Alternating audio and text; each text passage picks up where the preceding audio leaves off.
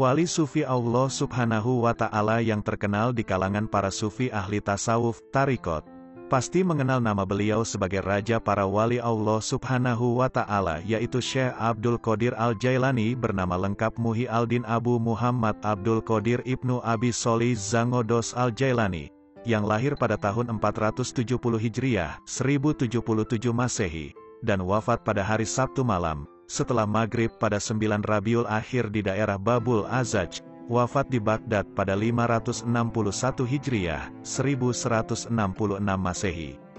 Syekh Abdul Qadir Al-Jailani masih keturunan Rasulullah Shallallahu Alaihi Wasallam. Jika diurutkan ke atas, maka akan sampai ke Khalifah Ali bin Abi Thalib. Syekh Abdul Qadir Al-Jailani sejak kecil dididik dalam lingkungan keluarga Sufi, dan dibesarkan dengan kajian agama Islam yang kuat, sehingga terus mematangkan kekuatan batin yang dimilikinya dengan mengaji sejak berusia 10 tahun. Di usia 18 tahun ia pergi ke Baghdad untuk menuntut ilmu, 488 Hijriah, 1095 Masehi, untuk mencari ilmu. Baghdad merupakan tempat berkumpulnya para ulama besar. Syekh Abdul Qadir Al-Jailani berguru kepada para ulama besar seperti Syekh Al-Hamdani mengajarkan ilmu tasawuf, Syekh Hamad Ad-Dabas, Syekh Hamad yang mengajarkan ilmu tarikah, dari Al-Qadi Abu Said Al-Mukarimi menerima khirkah, jubah kesufian, Ibnu Aqil, Abul Hatat, Abul Husain Al-Fara, dan juga Abu Sa'ad Al-Muharimi. Syekh Abdul Qadir Al-Jailani juga dikenal sebagai pendiri sekaligus penyebar salah satu tarekat terbesar di dunia bernama Tarekat Qadiriyah. Tarekat secara harfiah berarti jalan, sama seperti syariah, sabil, sirat dan manhaj, yaitu jalan menuju kepada Allah guna mendapatkan ridho Allah, dengan mentaati ajaran-ajarannya. Semua perkataan yang berarti jalan itu terdapat dalam Al-Quran. Seperti Quran Surah Al-Jin ayat 16, kalau saja mereka berjalan dengan teguh di atas tarikah, maka kami, Allah, pasti akan melimpahkan kepada mereka air, kehidupan sejati, yang melimpah ruah. Inti ajaran dasar Tarekat Qadiriyah. Ada dua hal yang melandasi inti ajaran Tarekat Qadiriyah, yaitu 1. Berserah diri, lahir batin, kepada Allah. Seorang muslim wajib menyerahkan segala hal kepada Allah, mematuhi perintahnya, dan menjauhi larangannya. 2. Mengingat dan menghadirkan Allah dalam kalbunya. Caranya, dengan menyebut asma Allah dalam setiap detak nafasnya. Bagaimanapun, zikrullah adalah suatu perbuatan yang mampu menghalau karat lupa kepada Allah, menggerakkan keikhlasan jiwa, dan menghadirkan manusia duduk bertafakur sebagai hamba Allah. Hal ini merujuk pada hadis riwayat Ibnu Abid Dunya dari Abdullah bin Umar berikut. Sebenarnya setiap sesuatu ada pembersihnya, dan bahwa pembersih hati manusia adalah berzikir, menyebut asma Allah, dan tiadalah sesuatu yang lebih menyelamatkan dari siksa Allah kecuali zikrullah. Kedua hal ini, menurut Syekh Abdul Qadir, akan membawa seorang manusia senantiasa bersama Allah, sehingga segala aktivitasnya pun bernilai ibadah. Lebih lanjut, beliau juga menandaskan bahwa keimanan ini merupakan landasan bagi terwujudnya tatanan sosial yang lebih baik lagi. Lebih jauh, sebuah tatanan negara yang islami dan memenuhi aspek kebaikan universal. Dengan mengamalkan ajaran tarekat dengan baik, khususnya zikir, maka seseorang akan terbuka kesadarannya untuk dapat mengamalkan syariat dengan baik, walaupun secara kognitif tidak banyak memiliki ilmu keislaman. Karena ia akan mendapat pengetahuan dari Tuhan, marifah, dan cinta Tuhan, mahabbah, karena buah, samrahnya, zikir. Dan juga karena buahnya zikir, maka dalam diri seseorang terjadi penyucian jiwa, tazkiyat al-nafsi. Dan dengan jiwa yang suci seseorang akan dengan ringan dapat melaksanakan syariat Allah. Jumlah karomah yang dimiliki oleh Asy-Syaikh Abdul Qadir Al-Jailani banyak sekali, dan dalam riwayat manaqib Syekh Abdul Qadir Jailani ada beberapa karomah dan keajaiban yang diperlihatkan sebagai gambaran kebesaran Allah Subhanahu wa Ta'ala yang bisa dipetik hikmah. Berikut akan dibacakan beberapa kisah karomah beliau. 1. Ujian seekor ular. Pada suatu hari di majlis Asy-Syaikh Abdul Qadir Al-Jailani berserta murid-muridnya yang lain. Tiba-tiba, muncul seekor ular besar di pangkuan Asy-Syaikh. Maka orang ramai yang hadir di majelis itu pun berlari tunggang langgang ketakutan. Tetapi Asy-Syaikh Al-Jailani hanya duduk dengan tenang saja. Kemudian ular itu pun masuk ke dalam baju Asy-Syaikh, dan telah merayap-rayap di badannya. Setelah itu, ular itu telah naik pula ke lehernya. Namun, Asy-Syaikh masih tetap tenang dan tidak berubah keadaan duduknya. Setelah beberapa waktu berlalu, turunlah ular itu dari badan Asy-Syaikh, dan ia telah seperti bicara dengan Asy-Syaikh Abdul Qadir Al-Jailani. Setelah itu, ular itu pun gaib atau lenyap. Kami pun bertanya kepada Asy-Syaikh Abdul Qadir Al-Jailani, tentang apa yang telah dituturkan oleh ular itu. Menurut beliau, ular itu telah berkata, bahwa dia telah menguji wali-wali Allah yang lain, tetapi dia tidak pernah bertemu dengan seorang pun yang setenang dan sehebat Asy-Syaikh Abdul Qadir Al-Jailani. 2. Membunuh dan menghidupkan burung. Pada suatu hari, ketika Asy-Syaikh sedang mengajar murid-muridnya di dalam sebuah majelis, seekor burung telah terbang di udara di atas majelis itu sambil mengeluarkan satu bunyi yang telah mengganggu majelis itu. Maka Asy-Syaikh Abdul Qadir Al-Jailani pun berkata, "Wahai angin, ambil kepala burung itu." Seketika itu juga, burung itu telah jatuh ke atas majelis itu, dalam keadaan kepalanya telah terputus dari badannya. Setelah melihat keadaan burung itu, Asy-Syaikh Abdul Qadir Al-Jailani pun turun dari kursi tingginya dan mengambil badan burung itu, lalu disambungkan kepala burung itu ke badannya. Kemudian Asy-Syaikh Abdul Qadir Al-Jailani berkata, "Bismillahirrohmanirrohim." Dengan serta-merta, burung itu telah hidup kembali dan terus terbang dari tangan Asy-Syaikh. Maka takjublah para hadirin di majelis itu, karena melihat kebesaran Allah yang telah ditunjukkannya melalui tangan Asy-Syaikh. 3. Penculikan oleh jin. Pada suatu hari, di dalam tahun 537 Hijriah, seorang lelaki dari kota Baghdad, dikatakan oleh setengah perawi, bahwa lelaki itu bernama Abu Said Abdullah ibnu Ahmad ibnu Ali ibnu Muhammad al-Baghdadi, telah datang bertemu dengan Asy-Syaikh Jailani dan berkata, bahwa dia mempunyai seorang anak dara cantik berumur 16 tahun bernama Fatimah. Anak daranya itu telah diculik, diterbangkan, dari atas anjung rumahnya oleh seorang jin. Maka Asy-Syaikh Abdul Qadir Al-Jailani pun menyuruh lelaki itu pergi pada malam hari itu, ke suatu tempat bekas rumah roboh, di satu kawasan lama di kota Baghdad bernama Al-Qarq. Carilah bonggol yang kelima, dan duduklah di situ. Kemudian, gariskan satu bulatan di sekelilingmu di atas tanah. Kala engkau membuat garis, ucapkanlah Bismillah, dan di atas niat Asy-Syaikh Abdul Qadir Al-Jailani. Apabila malam telah gelap, engkau akan didatangi oleh beberapa kumpulan jin, dengan berbagai rupa dan bentuk. Janganlah engkau takut, apabila waktu hampir terbit fajar, akan datang pula Raja Jin dengan segala angkatannya yang besar. Dia akan bertanya hajatmu, katakan kepadanya, bahwa aku telah menyuruh engkau datang bertemu dengannya. Kemudian ceritakanlah kepadanya tentang kejadian yang telah menimpa anak perempuanmu itu. Lelaki itu pun pergi ke tempat itu dan melaksanakan arahan Asy-Syaikh Abdul Qadir Al-Jailani. Beberapa waktu kemudian, datanglah jin-jin yang mencoba menakut-nakuti lelaki itu, tetapi jin-jin itu tidak mampu untuk melintasi garis bulatan. Jin-jin itu telah datang bergilir-gilir, yakni satu kumpulan ke satu kumpulan. Dan akhirnya, datanglah Raja Jin yang sedang menunggang seekor kuda dan telah disertai oleh satu angkatan yang besar dan hebat rupanya.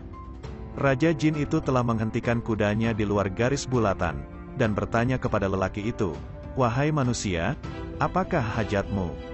Lelaki itu menjawab, "Aku telah disuruh oleh Asy-Syaikh Abdul Qadir Al-Jailani untuk bertemu denganmu." Begitu mendengar nama Asy-Syaikh Abdul Qadir Al-Jailani diucapkan oleh lelaki itu, Raja Jin itu telah turun dari kudanya dan terus mencium bumi. Kemudian Raja Jin duduk di atas bumi, disertai dengan seluruh anggota rombongannya. Setelah itu, Raja Jin itu menanyakan masalah lelaki itu. Lelaki itu pun menceritakan kisah anak gadisnya yang telah diculik oleh seorang jin. Setelah mendengar cerita lelaki itu, Raja Jin itu pun memerintahkan agar dicari si jin yang bersalah itu. Beberapa waktu kemudian, dibawa ke hadapan Raja Jin itu, seorang jin lelaki dari negara Cina bersama dengan si gadis yang telah diculiknya. Bertanya, "Kenapa engkau menculik anak gadis ini? Tidakkah engkau tahu, dia ini berada di bawah naungan Al-Qutub?" Jin lelaki dari negara Cina itu mengatakan, dia telah jatuh cinta dan bernafsu terhadap gadis itu. Raja Jin kemudian memerintahkan agar si gadis dipulangkan kepada orang tuanya, sedangkan jin dari negara Cina itu, dikenakan hukuman pancung kepala. Lelaki itu pun mengutarakan rasa takjub dengan segala perbuatan Raja Jin itu, yang sangat patuh kepada Asy-Syaikh Abdul Qadir Al-Jailani. Raja Jin itu berkata, "Sudah tentu, karena Asy-Syaikh Abdul Qadir Al-Jailani bisa melihat dari rumahnya semua kelakuan jin-jin yang jahat. Banyak dari mereka semua berada di tempat jauh di atas bumi, karena telah lari karena kehebatannya. Allah Ta'ala telah menjadikan Asy-Syaikh Abdul Qadir Al-Jailani bukan saja Al-Qutub bagi umat manusia, bahkan juga terhadap seluruh bangsa jin." 4. Melempar perompak dengan sandal. Pada 3 hari bulan Safar, kami berada di sisi Asy-Syaikh Abdul Qadir Al-Jailani. Pada waktu itu, Asy-Syaikh sedang mengambil wudhu dan memakai sepasang terompah. Setelah selesai menunaikan salat 2 rakaat, tiba-tiba beliau memekik berteriak, kemudian melemparkan salah satu dari terompah-terompah itu dengan sekuat tenaga sampai tidak kelihatan lagi oleh mata. Setelah itu, dia berteriak sekali lagi, lalu melemparkan terompah yang satu lagi. Kami yang berada di situ, terkejut, tetapi tidak ada seorang pun yang berani menanyakan maksud semua itu. 23 hari kemudian, sebuah kafilah telah datang untuk menziarahi Asy-Syaikh Abdul Qadir Al-Jailani. Mereka membawa hadiah-hadiah untuknya, termasuk baju, emas dan perak. Dan yang anehnya, termasuk juga sepasang terompah. Setelah diamati, kami lihat terompah-terompah itu adalah terompah-terompah yang pernah dipakai oleh Asy-Syaikh Abdul Qadir Al-Jailani pada waktu itu. Kami pun bertanya kepada kafilah itu, dari manakah datangnya sepasang terompah itu. Mereka lalu bercerita, pada 3 hari bulan Safar yang lalu, ketika kami sedang di dalam satu perjalanan, kami telah diserang oleh satu kumpulan perompak. Mereka telah merampas semua barang-barang kami, dan telah membawa barang-barang yang mereka rampas itu ke satu lembah untuk dibagi-bagikan di antara mereka. Kami pun berdiskusi dan mengambil keputusan. Kami lalu menyeru kepada Asy-Syaikh Abdul Qadir Al-Jailani agar menolong kami. Kami juga telah bernazar apabila kami selamat, kami akan memberinya beberapa hadiah. Tiba-tiba, kami mendengar satu jeritan yang amat kuat, sehingga menggegerkan lembah itu, dan kami lihat di udara ada satu benda yang sedang melayang dengan sangat kencang sekali. Beberapa waktu kemudian, terdengar satu lagi bunyi yang sama, dan kami lihat satu lagi benda serupa yang sedang melayang ke arah yang sama. Setelah itu, kami telah melihat perompak-perompak itu berlari tunggang langgang dari tempat mereka yang sedang membagi-bagikan harta rampasan itu, dan meminta kami mengambil kembali harta kami, karena mereka telah ditimpa celaka. Kami pun pergi ke tempat itu. Kami lihat kedua orang pemimpin perompak itu telah mati. Di sisi mereka pula, ada sepasang terompah. Inilah terompah-terompah itu. 5. Meredakan orang yang akan buang hajat. Pada awalnya, aku memang tidak suka kepada Asy-Syaikh Abdul Qadir Al-Jailani. Walaupun aku merupakan seorang saudagar yang paling kaya di kota Baghdad waktu itu, aku tidak pernah merasa tentram ataupun berpuas hati. Pada suatu hari, aku pergi menunaikan salat Jumat. Ketika itu, aku tidak mempercayai tentang cerita-cerita karomah yang dikaitkan pada Asy-Syaikh Abdul Qadir Al-Jailani. Sesampainya aku di masjid itu, aku dapati beliau telah ramai dengan jamaah. Aku mencari tempat yang tidak terlalu ramai, dan itu di hadapan mimbar. Di kala itu, Asy-Syaikh Abdul Qadir Al-Jailani baru saja mulai untuk khutbah Jumat. Ada beberapa perkara yang diulas oleh Asy-Syaikh Abdul Qadir Al-Jailani, yang telah menyinggung perasaanku. Tiba-tiba, aku merasa ingin buang air besar. Untuk keluar dari masjid itu memang sukar dan agak mustahil. Aku pun dihantui perasaan gelisah dan malu, Khawatir nantinya aku tidak bisa menahannya dan akhirnya buang air besar di depan orang banyak. Kondisi itu membuat kemarahanku terhadap Asy-Syaikh Abdul Qadir Al-Jailani bertambah dan memuncak. Tak berapa lama, Asy-Syaikh Abdul Qadir Al-Jailani telah turun dari atas mimbar, dan telah berdiri di hadapanku. Sambil beliau terus memberikan khutbah, beliau telah menutup tubuhku dengan jubahnya. Tiba-tiba aku sedang berada di satu tempat yang lain, di satu lembah hijau yang sangat indah. Aku lihat sebuah anak sungai sedang mengalir perlahan di situ, dan keadaan sekelilingnya sunyi sepi, tanpa kehadiran seorang manusia. Aku lantas pergi membuang air besar. Setelah selesai, kemudian aku berwudu. Di saat aku melangkah untuk pergi melaksanakan salat, tiba-tiba aku mendapati diriku telah berada di tempat semula, di bawah jubah Asy-Syaikh Abdul Qadir Al-Jailani. Kemudian beliau mengangkat kembali jubahnya dan naik kembali ke tangga mimbar. Aku sungguh merasa terkejut, bukan karena perutku sudah terasa lega, tetapi juga keadaan hatiku. Segala perasaan marah, ketidakpuasan hati, dan perasaan-perasaan jahat yang lainnya, semuanya telah hilang. Seusai sembahyang Jumat berakhir, aku pun pulang ke rumah. Di dalam perjalanan, aku menyadari bahwa kunci rumahku telah hilang. Dan aku kembali ke masjid untuk mencarinya. Begitu lama aku mencari, tetapi tidak aku temukan. Terpaksa aku menyuruh tukang kunci untuk membuat kunci yang baru. Pada keesokan harinya, aku telah meninggalkan Baghdad dengan rombonganku karena urusan perniagaan. 3 hari kemudian, kami telah melewati satu lembah yang sangat indah. Seolah-olah ada satu kuasa ajaib yang telah menarikku untuk pergi ke sebuah anak sungai. Barulah aku teringat bahwa aku pernah pergi ke sana untuk buang air besar, beberapa hari sebelumnya. Aku mandi di anak sungai itu. Ketika aku sedang mengambil jubahku, aku telah menemukan kembali kunciku, yang rupanya telah tertinggal dan telah tersangkut pada sebatang dahan di situ. Setelah aku sampai di Baghdad, aku menemui Asy-Syaikh Abdul Qadir Al-Jailani dan menjadi anak muridnya. 6. Berpisah dengan sang bunda, adalah Syekh Muhammad bin Qaid Al-Awani yang berkata, bahwa Al-Jailani muda meminta izin kepada sang bunda untuk pergi ke Baghdad menimba ilmu. Beliau berkata, "Bunda, berilah aku kesempatan untuk menuju Allah Subhanahu wa Ta'ala. Izinkan aku pergi ke Baghdad, di mana aku akan berusaha memperoleh ilmu pengetahuan, dan di sana aku akan bertemu dengan orang-orang soleh." Sang bunda menangis mendengar beliau akan pergi, kemudian masuk ke dalam kamar dan mengambil uang sebanyak 80 dinar. Uang itu adalah warisan dari ayahanda beliau. Kemudian sang bunda memasukkan uang tersebut ke dalam saku beliau 40 dinar, dan sisanya dimasukkan ke saku baju mantel beliau. Sang bunda meminta beliau berjanji untuk selalu berlaku jujur dalam keadaan apapun. Ketika sang bunda mengantar beliau sampai di depan pintu rumah, sang bunda mengucapkan selamat tinggal dan berkata, "Anakku, pergilah, karena aku telah melepaskan engkau demi mencari Allah. Aku tahu, mungkin aku tidak akan bertemu lagi dengan wajahmu hingga hari kebangkitan kelak." Maka pergilah beliau menuju Baghdad. Sejarah hidup beliau terus berlanjut sampai akhirnya beliau menetap di Baghdad, dan waktu itu umur beliau 18 tahun.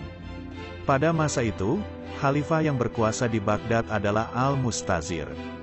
Ketika beliau akan memasuki kota Baghdad, beliau dihadang oleh Al-Khidir sembari berkata kepadanya, "Aku tidak akan pernah mengizinkan kamu masuk ke kota Baghdad sampai 7 tahun ke depan." Beliau akhirnya tinggal di pinggiran sungai Tigris selama 7 tahun dengan hanya memakan dedaunan dari jenis yang bisa dimakan, sampai suatu kali leher beliau berubah warna menjadi hijau. Pada suatu malam beliau mendengar suara yang mengatakan, "Wahai Abdul Qadir Al-Jailani, sekarang masuklah ke Baghdad." Setelah mendengar suara itu, beliau segera memasuki Baghdad. Malam itu cuaca sangat dingin dan hujan, maka Abdul Qadir Al-Jailani mendekati zawiyah pondokan Sufi Syekh Hamad bin Muslim Ad-Dabas. Akan tetapi, Syekh Hamad berkata kepada muridnya, "Kuncilah pintu zawiyah, tetapi buatlah cahaya lampu tetap menyinari ke arah luar zawiyah."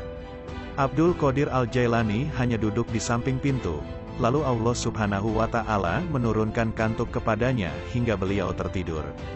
Saat terbangun, beliau dalam keadaan hadas besar, mimpi basah, maka dengan segera beliau mandi besar. Kemudian Allah Ta'ala menurunkan kantuk lagi kepada beliau, dan beliau pun tertidur lagi. Saat bangun, beliau hadas besar lagi, lalu beliau segera mandi besar lagi. Demikian itu terjadi berulang-ulang hingga 17 kali. Akhirnya, ketika fajar menyingsing, pintu zawiyah terbuka dan Abdul Qadir Al-Jailani melangkah masuk. Syekh Hamad Ad-Dabas segera melangkah maju menyambut beliau, lalu memeluk erat beliau, dan memberi beliau rangkulan yang hangat. Air mata menetes di pipi Syekh Al-Dabas sembari ia berkata, "Oh anakku Abdul Qadir Al-Jailani, hari ini adalah tanggung jawab kami di sini. Zawiyah ini, jika nanti kamu telah memegangnya, maka bimbinglah si tua yang rambutnya telah memutih ini." 7. Para guru Syekh Abdul Qadir Al-Jailani. Abdul Qadir Al-Jailani memperoleh latihan spiritual di Baghdad dari dua sufi terbesar di zaman itu, Syekh Said Abu Al-Khair Hamad bin Muslim Ad-Dabas dan Syekh Qadi Abu Said Mubarak Al-Mahzumi. Meskipun beliau memperoleh banyak berkah dari kedua guru tersebut, namun beliau belum memberi bayat alias menduduki posisi mursyid. Kemudian beliau menjadi murid Syekh Qadi Abu Said Mubarak Al-Mahzumi sekaligus bergabung dalam halakoh dan tarekatnya. Syekh Qadi Abu Said Al-Mahzumi menunjukkan rasa cintanya yang sangat besar terhadap murid istimewanya ini, dan memberkahinya dengan mutu manikam spiritualis dan tasawuf. Suatu kali Abdul Qadir Al-Jailani dan para murid yang lain sedang duduk bersama dengan Syekh. Kemudian Syekh meminta Abdul Qadir Al-Jailani untuk pergi mengambil sesuatu. Setelah ia pergi, Syekh Al-Mahzumi berkata kepada murid-muridnya yang lain, "Suatu hari nanti, kaki pemuda itu akan menginjak tengkuk semua aulia, para wali Allah." Setelah beberapa waktu tinggal di Baghdad, Abdul Qadir Al-Jailani mengikuti pendidikan di Jamiah Nizamiyah yang tersohor sebagai pusat pendidikan dan ilmu kerohanian di dunia Islam. Abdul Qadir Al-Jailani menuntut ilmu dengan penuh keikhlasan dan kesungguhan. Di antara guru-guru beliau yang memberikan ilmu qiraat, tafsir, hadis, fikih, syariat, dan tarekat adalah Abul Wafa Ali bin Aqil, Abu Zakaria Yahya bin Ali At-Tabrizi, Abu Said bin Abdul Karim, Abul Anaim Muhammad bin Ali bin Muhammad, Abu Said bin Mubarak Al-Mahzumi, dan Abul Khair Hamad bin Muslim Ad-Dabas. Dalam bidang adab salah satu guru beliau yang merupakan seorang alim besar pada masa itu ialah Al-Alamah Zakaria At-Tabrizi. Dan dalam bidang fikih dan usyul fikih guru-guru beliau adalah Syekh Abul Wafa bin Aqil Al-Hanbali, Abul Hasan Muhammad bin Qadi Abul Ula, Syekh Abul Hatab Mahfuz Al-Hanbali, dan Qadi Abu Said Al-Mubarak bin Ali Al-Mahzumi Al-Hanbali. Dalam bidang hadis, beliau menerima ilmu dari para ulama sebagai berikut: Sayyid Abul Barakat Tala Al-Akuli, Abul Anaim Muhammad bin Ali bin Maimun Al-Farsi, Abu Uthman Ismail bin Muhammad Al-Ishbihani, Abu Galib Muhammad bin Hasan Al-Bakillani, Abu Muhammad Jafar bin Ahmad bin Al-Husaini, Sayyid Muhammad Mukhtar Al-Hasimi, Sayyid Abu Mansur Abdur Rahman Al-Kazas, dan Abul Qasim Ali bin Ahmad Banan Al-Kargi. Setelah menempuh pendidikan dengan tekun, Abdul Qadir Al-Jailani lulus dari Jamiah Nizamiyah. Pada masa itu tidak ada satupun alim di muka bumi yang lebih faqih dan saleh dibandingkan dengan Abdul Qadir Al-Jailani. 8. Belajar kepada Al-Khidir. Abu As-Sa'ud Al-Huraimi mengisahkan, "Aku pernah suatu kali mendengar tuan kami Syekh Abdul Qadir Al-Jailani berkata, aku tinggal di kawasan Padang Gersang Irak selama 25 tahun sebagai pengembara terasing. Aku tidak tahu apa dan siapa saja makhluk yang mengikutiku, dan mereka juga tidak ingin tahu aku. Yang selalu mengunjungiku adalah manusia-manusia dari alam gaib, Rijal al-Gaib, sebangsa jin. Aku biasa mengajari mereka tentang jalan menuju Allah Subhanahu wa Ta'ala, tarekat. Aku juga dipertemukan dengan Al-Khidir alaihis salam ketika aku memasuki kota Irak untuk kali pertamanya. Meskipun waktu itu aku tidak tahu siapa dia sebenarnya, dan dia pernah berkata kepadaku bahwa aku tidak boleh menentangnya. Ketika kami mencapai sebuah kawasan, dia berkata kepadaku, duduklah dan tinggallah di sini. Maka aku duduk dan tinggal di tempat itu sebagaimana dia memerintahkanku. Selama kurun waktu 3 tahun penuh, dia akan datang kepadaku setiap tahunnya, dan dia berkata kepadaku, tetaplah tinggal di situ sampai aku kembali. Segala pesona dunia serta daya tariknya selalu datang kepadaku dalam berbagai bentuk dan tipu muslihat. Setan-setan juga mendatangiku dalam berbagai wujud serta menggoda dengan keahliannya. Tidak sedikit dari setan-setan itu yang terlibat perkelahian denganku, tetapi Allah Subhanahu wa Ta'ala selalu menguatkanku dalam menghadapi mereka. Aku tinggal selama waktu yang lama di kawasan-kawasan gersang kota-kota Irak. Aku memaksa jiwa rendahku untuk melakukan tugas-tugas berat melalui metode disiplin spiritual. Kemudian aku menghabiskan waktu selama 1 tahun dengan hanya makan dari sisa-sisa sampah tanpa minum air sedikit pun. Kemudian selama 1 tahun berikutnya sambil minum air. Kemudian selama 1 tahun penuh dengan hanya minum air, tetapi tanpa menyantap apapun. Dan di tahun berikutnya aku tidak minum, tidak juga makan, dan tidak tidur sama sekali. Aku juga bermukim selama beberapa tahun di kawasan Gersang Nan Tandus di sebuah daerah pinggiran kuno kota Baghdad, di mana satu-satunya sumber makananku adalah dedaunan lontar. Pada setiap awal tahun, seseorang akan datang kepadaku dengan mengenakan jubah yang terbuat dari wol. Aku sudah memasuki 1000 lebih kondisi wujud yang berbeda-beda, dengan tujuan untuk membebaskan diri dari dunia milik kalian ini, dan keadaan yang menimpaku itu hanya dapat dipandang sebagai bentuk ketololan, kegilaan, dan ketidakwarasan. Aku biasa berjalan tanpa alas kaki, melewati onak duri, kerikil tajam, dan tempat-tempat berbahaya sejenisnya. Tidak pernah sekalipun jiwa rendahku menang atas diriku, tidak juga ada satupun kemilau dunia yang mampu menggodaku. 9. Ujian dari Al-Khidir. Beliau, Al-Khidir, datang kepadaku untuk memberikan suatu ujian, sebagaimana ia telah menguji para wali-wali Allah yang lain sebelumku. Dia menyingkap kepadaku rahasia dari wujudnya dengan cara menampakkan wawasan menuju materi-materi yang aku dapatkan bersamanya. Kemudian aku berkata kepadanya, "Wahai Khidir, jika benar engkau pernah berkata pada Musa alaihis salam, kamu tidak akan pernah dapat bersabar bersamaku, maka sekarang aku akan katakan kepadamu, wahai Khidir, bahwa kamu tidak akan pernah bersabar bersamaku. Kamu seorang Israeli, sementara aku adalah seorang Muhammadi. Inilah kita, kamu dan aku, dan ini adalah bola polonya. Celanaku masih terikat kuat dan pedangku belum disarungkan." 10. Anugerah Jubah Sufi. Beliau juga berkata, "Selama 11 tahun aku membetahkan diriku tinggal di reruntuhan benteng yang saat ini disebut Menara Persia. Tempat itu menjadi pemukiman panjangku.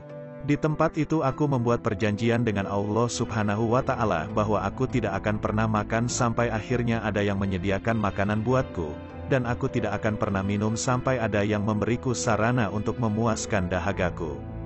Kemudian aku tinggal di situ selama 40 hari tanpa makan dan minum. Pada hari ke-40, datang seorang laki-laki membawa sepotong roti dan beberapa makanan. Dia meletakkannya di depanku dan segera beranjak pergi meninggalkanku sendiri. Nafsuku kemudian cepat-cepat memaksakan keinginan untuk menyambar makanan tersebut. Maka aku katakan, demi Allah, makanan ini tidak sejalan dengan perjanjian yang aku ikrarkan kepada Allah. Kemudian di dalam batinku aku mendengar suara yang keras dan berteriak, lapar, tapi aku tetap menolak untuk menurutinya. Kebetulan pada saat itu Syekh Abu Said Al-Makarimi melintas di depanku dan mendengar suara teriakan itu. Lalu ia mendekatiku dan bertanya kepadaku, "Apa arti teriakan tadi, wahai Abdul Qadir Al-Jailani?"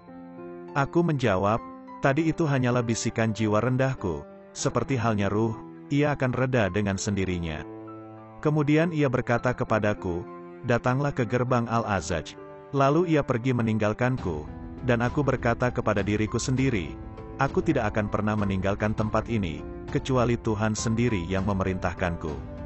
Kemudian Al-Khidir alaihis salam datang kepadaku dan berkata, "Bangunlah dan pergilah ke Abu Said Al-Makarimi." Maka aku pun bergegas pergi, dan di sana aku menjumpainya sedang berdiri di depan rumahnya tengah menanti kedatanganku.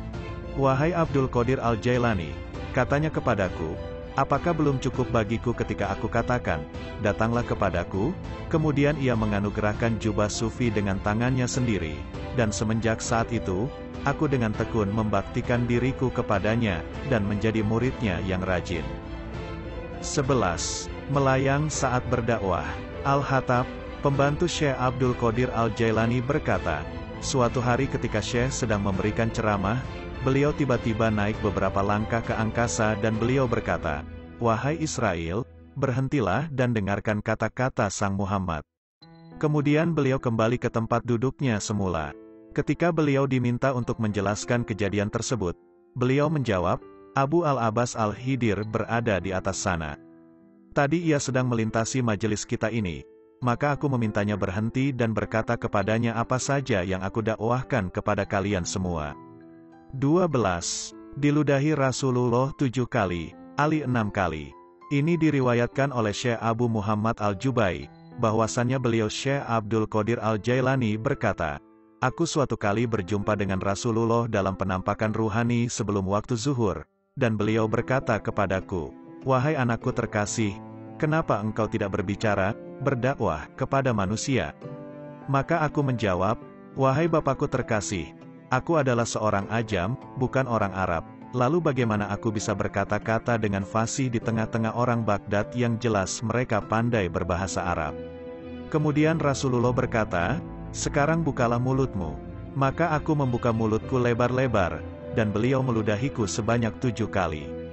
Kemudian beliau berkata kepadaku, 'Kamu harus berdakwah kepada manusia sekarang. Ajaklah mereka menuju jalan Allah dengan hikmah dan nasihat yang baik.' Aku kemudian menunaikan salat zuhur, dan kemudian aku duduk setelah itu hendak berceramah, namun aku masih kehilangan kata-kataku. Kemudian aku melihat penampakan Sayyidina Ali karramallahu wajahu, dan beliau berkata, 'Bukalah mulutmu.' Aku lalu membuka mulutku, dan beliau meludahiku sebanyak 6 kali. Lalu aku bertanya kepada beliau, 'Kenapa engkau tidak meludahiku sebanyak 7 kali seperti halnya Rasulullah melakukannya?' Beliau menjawab, 'Sebagai adab penghormatanku kepada Rasulullah.' Setelah mengucapkan kata-kata itu, beliau pergi. 13. Menghilang ke balik matahari. Pengasuh Syekh Abdul Qadir Al-Jailani menceritakan, bahwa sewaktu beliau masih kecil seringkali ketika dia menggendong sang Syekh, mendadak beliau sudah tidak ada lagi di tangannya. Dia mengatakan, bahwa kemudian dia melihat Syekh Abdul Qadir Al-Jailani terbang ke langit dan bersembunyi di balik cahaya matahari. Ketika Syekh Abdul Qadir Al-Jailani sudah dewasa, sang pengasuhnya mengunjunginya dan bertanya, apakah beliau masih sering melakukan hal yang dulu sewaktu kecil beliau lakukan. Kemudian Syekh Abdul Qadir Al-Jailani menjawab, itu dulu ketika aku masih kecil, dan pada waktu itu aku masih lemah, maka aku bersembunyi di balik matahari, namun kini daya dan kekuatanku telah sedemikian besar, sehingga bila 1000 matahari datang, pasti mereka semua akan bersembunyi di balik diriku.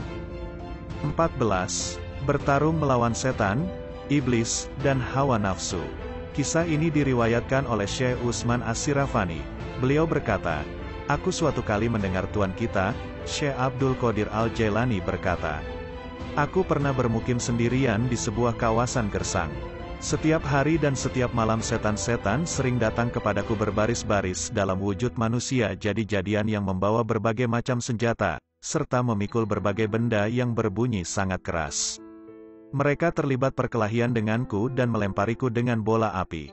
Saat menghadapi keadaan seperti itu, aku mendapati di dalam hatiku suatu rasa tentram yang sulit terucapkan dengan kata-kata. Aku mendengar suara dalam hatiku yang berkata, berdirilah dan serang mereka wahai Abdul Qadir Al-Jailani, karena kami selalu siap menambah kekuatanmu, dan kami akan datang dengan pasukan yang tidak mungkin terkalahkan oleh mereka. Dan saat aku melemparkan satu serangan kepada para setan itu, mereka sontak berlari tunggang langgang dan pergi menghilang. Setelah itu, ada sesosok setan datang dari tengah-tengah para setan yang berlari menjauh dariku. Setan itu menghampiriku dan berkata kepadaku, pergilah dari sini atau aku akan melakukan begini dan begitu kepadamu. Dia memperingatkanku akan akibat apa saja jika aku tidak pergi dari wilayah itu.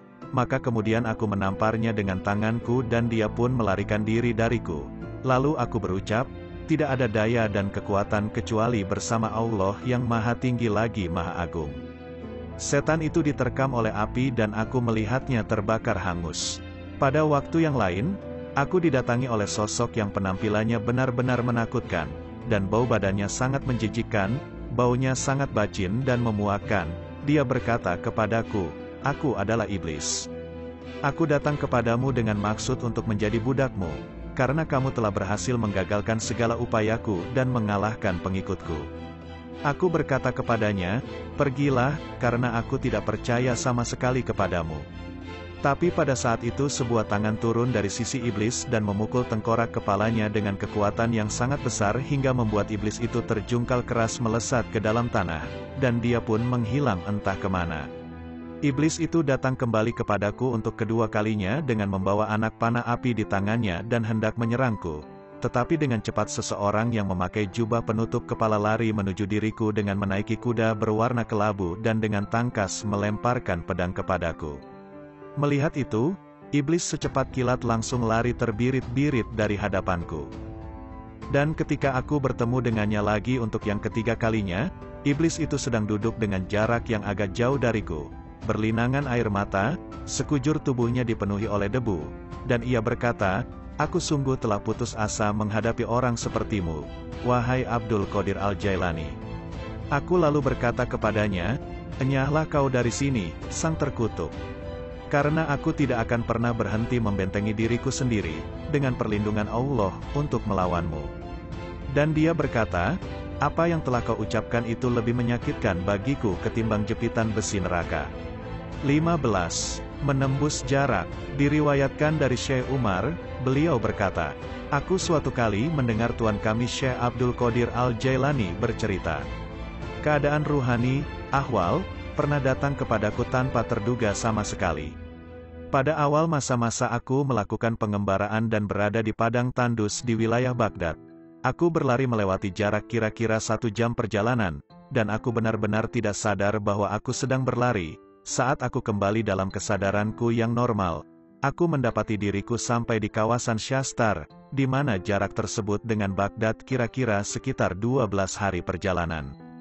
Ketika sampai di sana, aku berdiri dan melihat-lihat sekeliling. Lalu seorang wanita datang kepadaku sambil berkata, apakah yang kamu alami itu membuatmu terkejut dan heran, padahal kamu tidak lain adalah Abdul Qadir Al-Jailani. 16. Melihat Al-Lauhil Al-Mahfuz. Tertulis dalam riwayat, bahwa Syekh Abul Hafesh menyatakan, Syekh Abdul Qadir Al-Jailani biasa melayang di udara dan berkata, matahari tidak pernah terbit tanpa mengucapkan salam kepadaku. Demi kemuliaan dan murka Allah, aku melihat semua manusia yang baik maupun yang jahat, mataku tertuju pada Al-Lauhil Al-Mahfuz. Berkali-kali aku menyelam ke samudera ilmu dan kebijaksanaan yang dianugerahkan oleh Allah, dan akulah kebaikan murni Allah kepada manusia dan utusan khusus kakekku, Rasulullah, dan akulah khalifah beliau di bumi. 17. Kuasa atas Raja Jin. Syekh Abu Futub Muhammad bin Abul As Yusuf bin Ismail bin Ahmad Ali Karsyi At-Tamimi Al-Bakari Al-Baghdadi meriwayatkan, bahwa suatu ketika Syekh Abu Said Abdullah bin Ahmad bin Muhammad Al-Baghdadi Al-Asjai datang kepada Syekh Abdul Qadir Al-Jailani dan mengatakan bahwa putrinya yang berusia 16 tahun Fatimah yang sangat cantik, kemarin naik ke tingkat rumah, tapi tiba-tiba dia lenyap dari sana. Ketika Syekh Abdul Qadir Al-Jailani mendengar hal ini, beliau menghiburnya dan mengatakan kepadanya agar tidak perlu khawatir. Sang Wali Agung kemudian memerintahkan dia untuk pergi ke sebuah hutan pada malam hari. Syekh Abdul Qadir Al-Jailani menyatakan bahwa di dalam hutan dia akan melihat banyak gundukan pasir. Dia harus duduk di gundukan pasir ke-6 yang dilewatinya, dan harus membuat sebuah gambar lingkaran di sekeliling dirinya sambil berkata, Bismillah, dan kemudian berkata, Abdul Qadir. Syekh Abdul Qadir Al-Jailani berkata, menjelang sepertiga malam terakhir kau akan melihat pasukan jin berlalu. Mereka tampak sangat mengerikan dan ganas, tetapi engkau tak perlu takut, engkau harus tetap duduk dan menunggu. Tepat pada saat cahaya matahari pertama tampak, Raja Jin yang paling berkuasa akan lewat, dan dia akan menghampirimu lalu menanyakan permasalahanmu. Jelaskanlah permasalahanmu kepadanya, dan katakan bahwa aku yang mengutusmu. Beritahukan kepada Raja Jin itu tentang putrimu yang hilang. Syekh Muhammad Al-Baghdadi berkata, aku mengerjakan apa yang Syekh Abdul Qadir Al-Jailani perintahkan. Aku duduk di gundukan pasir tersebut dan menunggu. Setelah beberapa waktu, aku melihat pasukan jin dalam rupa-rupa yang mengerikan melintas. Mereka sangat marah kepadaku karena aku duduk di tengah-tengah jalannya. Namun mereka tetap berlalu tanpa mengucap sepatah kata pun, karena mereka tidak berani memasuki lingkaran tersebut. Pada waktu fajar, sang Raja Jin melintas, lalu menanyakan permasalahanku. Ketika aku mengatakan bahwa yang mengutusku adalah Syekh Abdul Qadir Al-Jailani, maka dia segera turun dari kudanya dan berdiri dengan penuh hormat mendengarkan perkataanku. Lalu dia mengutus para jin untuk mencari jin yang telah menculik putriku. Akhirnya, putriku pun kembali, dan jin yang telah menculik putriku itu dihukum oleh sang Raja Jin. 18. Pengakuan 360 wali. Abdullah Al-Jubai suatu kali berkata, Syekh Abdul Qadir Al-Jailani memiliki seorang murid bernama Umar Al-Hawali. Dia meninggalkan Baghdad dan tinggal di tempat lain selama beberapa tahun. Ketika ia akhirnya kembali ke Baghdad, maka aku berkata kepadanya, sekian lama ini kamu berada di mana? Dia menjawab, aku mengembara menyinggahi kota-kota di Suriah, Mesir, Persia, dan aku bertemu dengan 360 syekh, yang kesemuanya adalah para wali Allah. Tidak ada seorang pun dari mereka yang tidak berkata, Syekh Abdul Qadir Al-Jailani adalah syekh kami, dan merupakan pembimbing teladan kami menuju Allah Subhanahu wa Ta'ala. Syekh Hamad Ad-Dabas konon berkata, ketika Syekh Abdul Qadir Al-Jailani yang pada waktu itu masih remaja, disebut dalam majelisnya, aku melihat dua tanda di kepalanya, yang terpasang tegak di antara kebinatangan terendah dan kedaulatan tertinggi.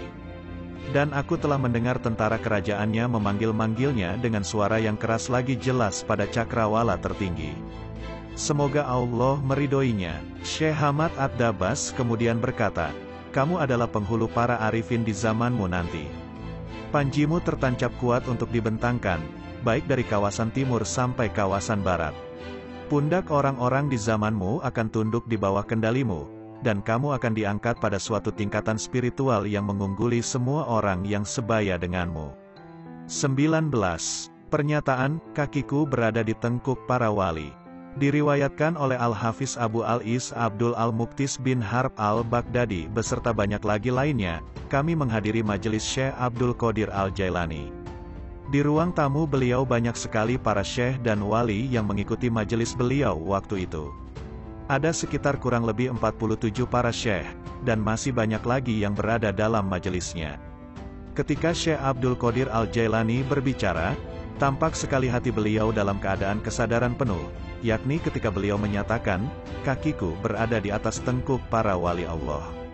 Syekh Ali bin Al-Haiti melangkahkan kakinya saat itu juga, lalu naik beberapa langkah ke mimbar sang syekh, di mana kemudian dia memegang kaki sang syekh dan meletakkannya di atas tengkuknya sembari memposisikan kepalanya di bawah keliman jubah syekh. Semua yang hadir di situ pun membungkuk seperti yang dilakukan oleh Syekh Al-Haiti. Dan tidak ada satupun seorang wali Allah di muka bumi ini yang pada saat itu tidak menundukkan tengkuknya sebagai pengakuan tulus terhadap Syekh Abdul Qadir Al-Jailani, serta sebagai penghormatan kedudukan ruhani beliau yang khusus. Ada 300 aulia Allah dan 700 rijalul gaib yang hadir di majelis itu. Bahkan kumpulan para jin berkumpul pada saat itu. Para jin soli tersebut keluar dari segala penjuru cakrawala demi menghormati pernyataan beliau tersebut. Mereka mengucapkan selamat kepada Syekh Abdul Qadir Al-Jailani dan menunjukkan laku taubat melalui tangan beliau. Syekh Al-Makarimi menyatakan, pada hari itu, seluruh wali Allah tahu, bahwa panji kesultanan wali telah tertancapkan di sisi Syekh Abdul Qadir Al-Jailani. Semua wali dari timur hingga barat serentak membungkukkan badan mematuhi pernyataan beliau ini. Sayyid Syekh Khalifatul Akbar berkisah, aku bermimpi bertemu dengan Rasulullah tercinta, dan aku bertanya kepada beliau tentang pernyataan Syekh Abdul Qadir Al-Jailani tersebut. Rasulullah menjawab, Abdul Qadir Al-Jailani telah mengatakan hal yang sebenarnya, karena dia sang kutub, dan dia kuberikan tempat di bawah sayapku dan dalam perlindunganku.